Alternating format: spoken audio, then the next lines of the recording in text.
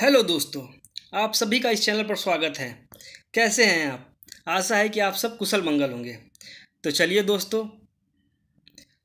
अभ्यारण्य और पक्षी विहार की सैर के बाद आज एक नए सफ़र की ओर चला जाए, जिसमें हम उत्तर प्रदेश के प्रमुख चर्चित ताल और झीलें देखेंगे और उससे संबंधित कुछ बातें करी जाएगी। मगर उससे पहले देखा जाए आपने जो अभी तक जो पढ़ा है उसमें आपकी कितना तैयारी हो चुकी है। तो चलिए हम एक क्वेश्चन पूछते हैं और उसको आप लोग जल्दी जल्दी कमेंट करिए। तो बताइए, उत्तर प्रदेश का एकमात्र शास्त्रीय नृत्य कौन सा है? तो इसको जल्द से जल्द कमेंट कीजिए।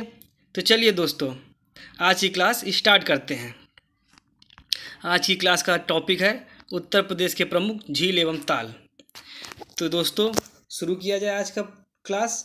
चलिए दोस्तों, तो हमारे जो उत्तर प्रदेश के प्रमुख ताल में से हमारा पहला ताल है कीथम ताल। कीथम ताल जो है ये आगरा में है। जो कीथम ताल है इसको हम सूर सागर भी कहा जाता है। आगरा वही हमारी ताज नगरी आगरा।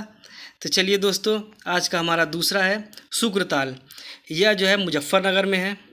और इसी श्रृंखला में हम आगे देखते हैं और अगला है हमारा रामगढ़ ताल, जो कि गोरखपुर में है। ये बाबा गोरखनाथ की धरती पर बना हुआ ताल है। तो हमारा रामगढ़ ताल जो है यह गोरखपुर में है। हमारा अगला है गोमत ताल। गोमत ताल जो है ये पीलीभीत में है। आपको पता होगा जो पीलीभीत में एक और झील है जिसे हम फुलहर झील कहते हैं। और फुलहर झील की खास विशेषता क्या है? यहीं से गोमती नदी होकर निकलती है। तो चलिए दोस्तों, इसी श्रृंखला में हमारा अगला है सालीहोत्रसर। जो ये है यह मैनपुरी में है। और इसके बाद हमारा जो अगला आता है यह टांडा दरी ताल है, जो कि हमारा मिर्ज़ापुर में है। दोस्तों, मिर्ज़ापुर से कुछ याद आया आपको? हमारी पिछली क्लास में कुछ मिर्ज़ापुर से संबंधित नृत्य आए थे। तो किसी को कुछ याद है? तो बताइए दोस्तों, कर्मा कहाँ का था? कर्मा सही जवाब। ये जो हमारा कर्मा है ये हमारा मिर्ज़ापुर का ही है। चलिए दोस्तों आगे बढ़ते हैं। उसमें से एक लोकगीत भी था जो कजरी था। तो हमारे मिर्ज़ापुर से क्या क्या हमें मिला? कर्मा, कजरी और ताल में मिला हमें टांडा दरी। इनको याद रखिएगा। चलिए दोस्तों अब आगे चला जाए। इसी श्रृंखला में आगे हमारा विशैथा ताल, जो कि रायबरेली में है। और हमारा अगला आता है देवरिया ताल, जो कि कन्नौज में है। दोस्तों इसको याद रखिएगा क्योंकि यह काफ़ी इम्पोर्टेंट होता है। जो देवरिया ताल है, बच्चों को लगता है कि जो देवरिया ताल जो है वो देवरिया में होगा, मगर नहीं, ये सिर्फ नाम ही देवरिया ताल है। ये हमारा देवरिया में ना होके ये हमारा कन्नौज में है। इस चीज़ को काफ़ी ध्यान से देखिएगा कि देवरिया ताल देवरिया में ना होके कन्नौज में है। चलिए दोस्तों, हमारा अगला है मूंग ताल, जो कि हमारा रायबरेली में है। इसके बाद हमारा आता है लक्ष्मी ताल। आप इसका नाम से ही समझ सकते हैं लक्ष्मी ताल कहाँ हो सकता है। तो लक्ष्मी ताल हमारा कहाँ होगा? झांसी में। अगला हमारा काफ़ी इम्पोर्टेंट है सुरहा ताल। सुरहा ताल जो है हमारा बलिया में है। ये पेपर में काफ़ी बार पूछा गया एग्ज़ामों में, इसलिए इसको याद रखिएगा। सुरहा ताल यह बलिया में है। इसके बाद हमारा अगला आता है औंधी ताल। औंधी ताल हमारा होता है वाराणसी में। और हमारा अब अगले आते हैं गोखुर ताल और बड़ा ताल। जो गोखुर ताल और बड़ा ताल है ये हमारा शाहजहाँपुर में है। इसके बाद हमारे कुछ झीलें भी हैं, जैसे हमारी मोती झील। मोती झील हमारा कानपुर नगर में है। इसके बाद हमारी आगे बढ़ते हैं। इसके आता है बरुआ सागर झील। बरुआ सागर झील हमारी झांसी में पाई जाती है। दोस्तों चलिए इसी श्रृंखला में हम आगे बढ़ते हुए देखते हैं बेल सागर झील और मदन सागर झील।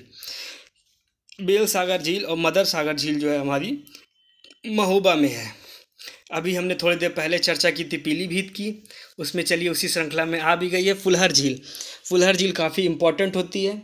इस दृष्टिकोण से भी इम्पोर्टेंट होगी क्योंकि इसी में से गोमती नदी निकलती है फुलहर झील से। ये पीलीभीत में फुलहर झील। चलिए दोस्तों ये काफ़ी इम्पोर्टेंट है, इसको याद रखिएगा। पीलीभीत में फुलहर झील है। इसके बाद अगला आता है बखीरा झील।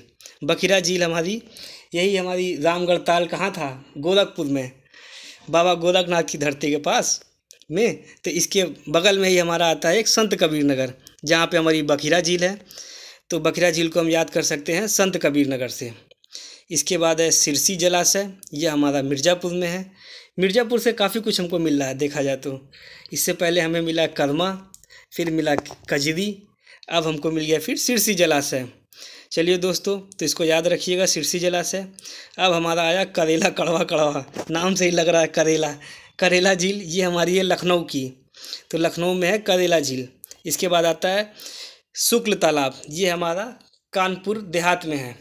याद रखिएगा शुक्ल तालाब और इससे पहले हमने पढ़ा है मुजफ्फरपुर का शुक्रताल। शुक्रताल और शुक्ल में काफ़ी अंतर है, इसको याद रखिएगा, काफ़ी कन्फ्यूजन होता है दोस्तों, तो इसको देखिएगा। शुक्रताल जो है ये मुजफ्फरनगर का है, मगर जो हमारा जो अगला अभी हमने देखा है यह है शुक्ल तालाब, ये हमारा कानपुर देहात का है।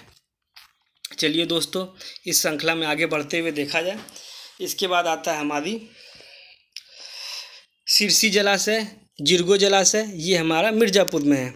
तो मिर्ज़ापुर में क्या क्या मिल गया हमको? सिरसी जलाशय, जिरगो जलाशय और कजरी। कजरी क्या है? कजरी एक लोकगीत है, तो इसको काफ़ी याद रखिएगा। मिर्ज़ापुर काफ़ी इम्पोर्टेंट जगह होती है।